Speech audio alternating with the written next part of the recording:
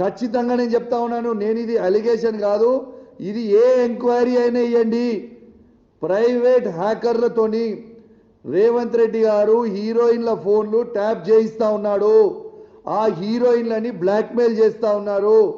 ఆఖరికి మొన్న miss world వచ్చిన వాళ్ళే కూడా ఫోన్లు ప్రైవేట్ హ్యాకర్లతోని దాన్ని ట్యాపింగ్ చేయించిండు. ట్యాపింగ్ చేయించి ఎంత అసభ్యంగా ప్రవర్తించిర్రో, వాళ్ళని బ్లాక్మెయిల్ చేసే ప్రయత్నం చేసిర్రో మీరు అందరు కూడా చూసిర్రు. ఇవన్నీ కూడా వాస్తవాలు నేను చెప్పేది, ఏది కూడా అబద్ధాలు చెప్తారండి.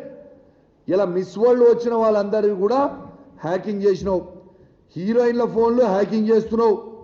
ఆఖరికి ఒక హీరోయిన్ ఫోన్ హ్యాకింగ్ చేసి ఆ హీరోయిన్ని ట్రాప్లో పడేసి బ్లాక్మెయిల్ చేసి మై హోమ్ పూజాకి రాత్రి 2 గంటలకి పోయి